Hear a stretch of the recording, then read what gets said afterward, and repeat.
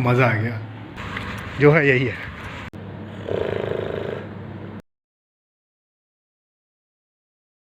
इधर आया हूँ बस अड्डे पे, लेकिन यहाँ पे कुछ ज़्यादा सिस्टम है कि टेम्पो रुकते नहीं जल्दी। फाइनली वहाँ एक टेम्पो मिल गया था, किस्मत अच्छी थी। अब है हम लोग गरीब चौकी पे। यहाँ से लेफ़्ट लेते हैं मेरे ख्याल से, हाँ लेफ़्ट ही लेते हैं तो आएगा Vijayanagar.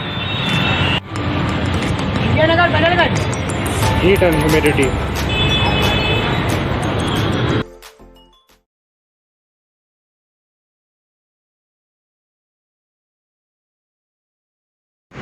Just look at this. चलो भाई बैक अगेन।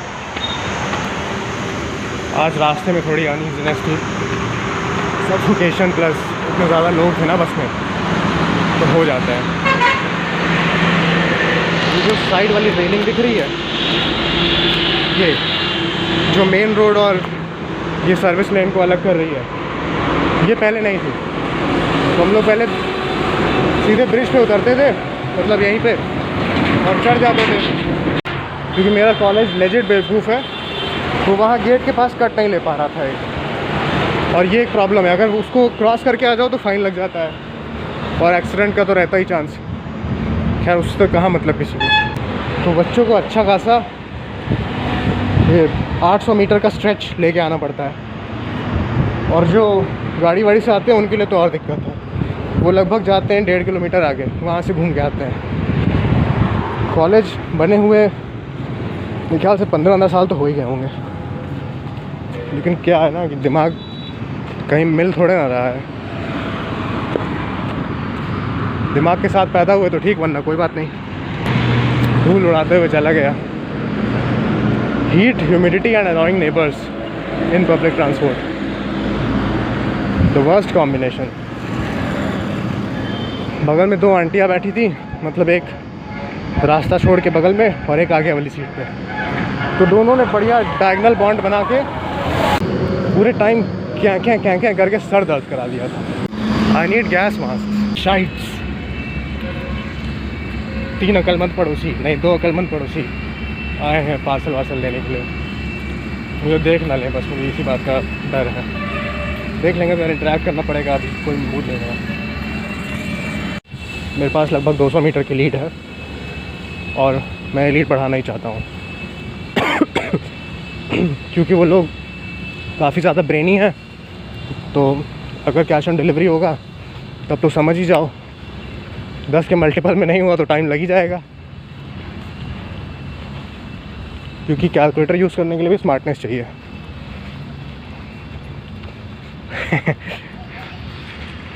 समझ ही गए होंगे अब तक कि कौन आया है लेने। यार no issues, no hard feelings, but the thing is it is what it is. अब हर इंसान थोड़े ना इस लेवल के डिसीजंस लेता है कि वो समाज में आराम से सर्वाइव कर जाए। नहीं ले पाते यार बच्चे, कुछ बच्चे बच्चे ही होते हैं। ठीक है, बुराई नहीं कर रहा हूँ, मतलब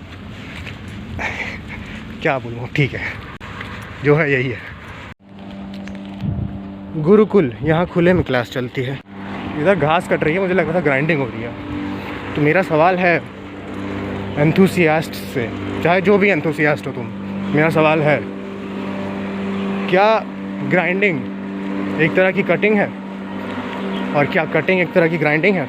लिफ्ट अपने हिसाब से नहीं है, तो 5 फ्लोर चढ़ के जाना पड़ रहा है। Dead. This is way too much. इतना नहीं टॉलरेट करता मैं।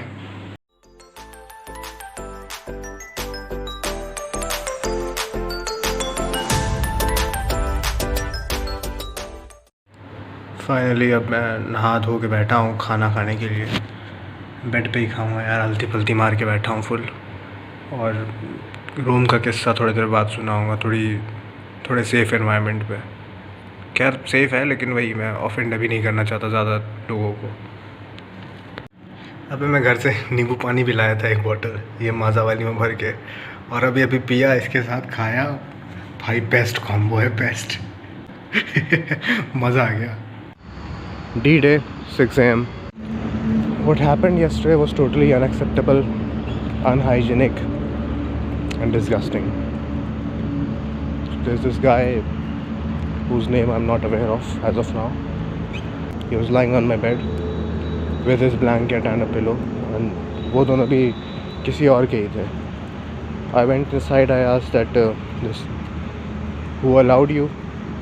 तो बोला कि मेरे ऐसा नहीं है कि इंग्लिश मेरी खड़बड़ा रही है, वो कानपुर आ जाता हूँ तो फ़र्क पड़ जाता है, ऑरा का फ़र्क पड़ जाता है. So I said, asked him to leave and he said that he was totally blank, like dumb AF. क्या करूँ मैं भाई, बेड मेरा है, तुम्हारा तो है नहीं. अब जब कोई इंसान कह रहा है कि उठ के जाओ तो चले जाओ. तो he was totally numb there. Then I asked that who gave you the permission to crash here, and he said he was like looking for answers in the air. Then he said कि आकाश का room है ना. तो मैंने बोला हाँ मेरा भी है. तो बोला कि तो रूममेट ही तो है, उसने ही बोला. and I was like मैंने लिटरली बोला ही ये चीज़ उससे कि आकाश का बेड तो है नहीं है, तो वो कैसे अलाउ कर सकता है किसी को, है कि नहीं. आकाश अलाउ कर रहा है तो तुम उसके बेड पे सो. ये चीज़ मुझे हॉस्टल में बिल्कुल अच्छी नहीं लगती है. जब कोई चला आता है बोलेगा बैठना है, ये है वो है. बैठना है तो फिर जिससे मिलने आए हो उसके बिस्तर पे बैठो, उसकी कुर्सी पे बैठो. ये क्या होता है कि सामने वाला साफ़ है, खाली है तो इस पे बैठ जाएं. ढंग से रहोगे नहीं, जहाँ मन करेगा वहाँ नीचे लेट जाओगे. उसके बाद इनको साफ बिस्तर चाहिए भैया. काम तो मेरा बढ़ता है ना यार. इन्हीं सब चीज़ों पे गुस्सा आती है कि बस जल्दी से ख़त्म हो. आज तक मुझे यहाँ किसी को सॉरी नहीं बोलना पड़ा है. ऐसा नहीं है कि ईगो वाली बात है, किसी से पंगे नहीं हुए मेरे. लेकिन अब वही आखिरी 6 दिन में इतना टेस्ट कर लेंगे ना, क्या बोलूँ भाई. अब इस समय मैं चाहता तो रूम में लाइट जला के पढ़ सकता था, चाहे वो पढ़ूँ चाहे यूट्यूब चलाऊँ चाहे जो करूँ. लेकिन सो रहा है तो थोड़ा एक अंडरस्टैंडिंग है कि हाँ ठीक है सो लेने दो, क्योंकि रात को मैं जल्दी लाइट बंद कर देता हूँ. Not that he has to study, क्योंकि वो रहता ही नहीं है तो फिर ठीक है. तो ये सब दिक्कतें हैं जो हॉस्टल में होती हैं, इनसे डील करना आना चाहिए. Also final year and pre final year students should be allowed single occupancy rooms, क्योंकि अब जॉब्स और कॉम्पिटिटिव एग्ज़ाम्स आ रहे होते हैं तो एक टेम्पो बनाना रहता है पढ़ाई का. And if the two occupants are not in sync, then there's a lot of friction. That is something which the college should look into, provided that, given the fact that they ask for our results. तो कल तो मतलब समझ लो जब से आया हूँ तब से 2-3 घंटे तो निकल गए इस चीज़ में. फिर मैंने कहा छोड़ो यार हटाओ, वही है 6 दिन वाला factor.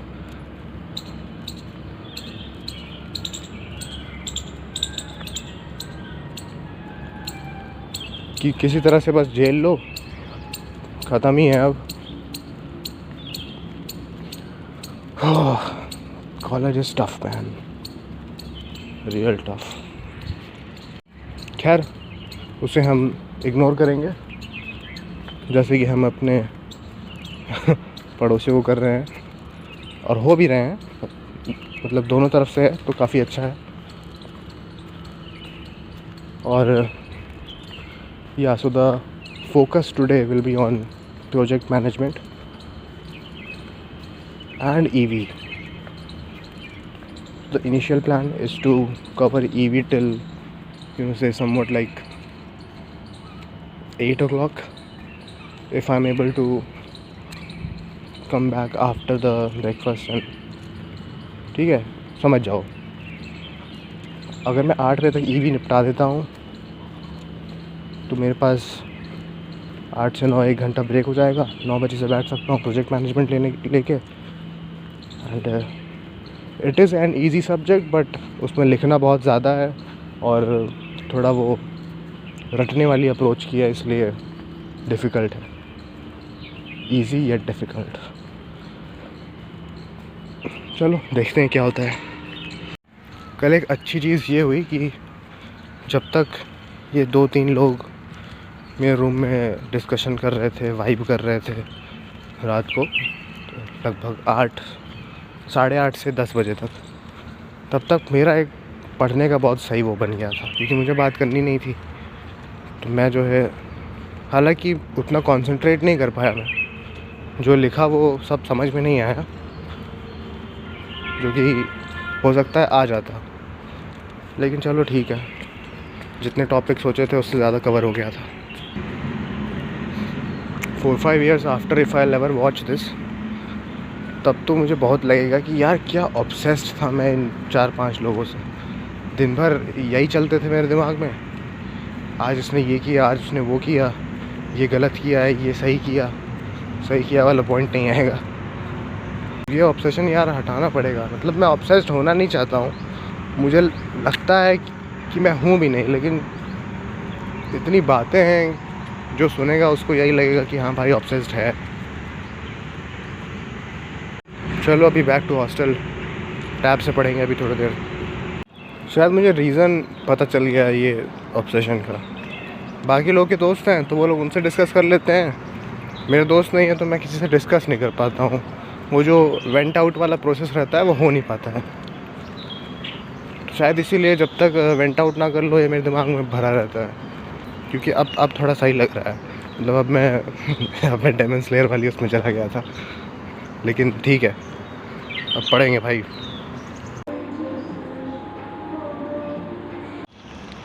Sup MFs, my friends, welcome back and it is June 7 exam day. मैं आया हूँ रिवाइज़ करने, मक्खी बहुत आ रही है, धूप आ गई है लेकिन लाइट जल रही है। अभी एक रिवीजन हो गया है and we are back. It's 11 o'clock। मेरी हालत एकदम पतली हो चुकी है, मतलब लगभग 12-15 पन्ने के ये शॉर्ट नोट्स कह लो या फिर चीट शीट कह लो, ये है। अब जा रहा हूँ नहाने और उसके बाद फिर मेरी तरफ से सिलेबस लगभग पूरा हो चुका है। यूनिट 1 में थोड़े से डेफिनेशन वगैरह देख लूँगा अगर टाइम मिला तो। क्या कहते हैं, क्लोजर, और क्लोजर स्लैश क्या था, क्लोज अप नहीं था, क्लोज अप तो टूथपेस्ट है। देखो यही होता है रिवीजन ना करने का। अभी फिर से रिवाइज़ करना है। रुको अब देख रहा हूँ। क्लीन अप था, क्लीन अप, ठीक है, क्लीन अप। क्लोज अप मैंने पहले भी लिख दिया था। चलो फिर बाद में मिलते हैं।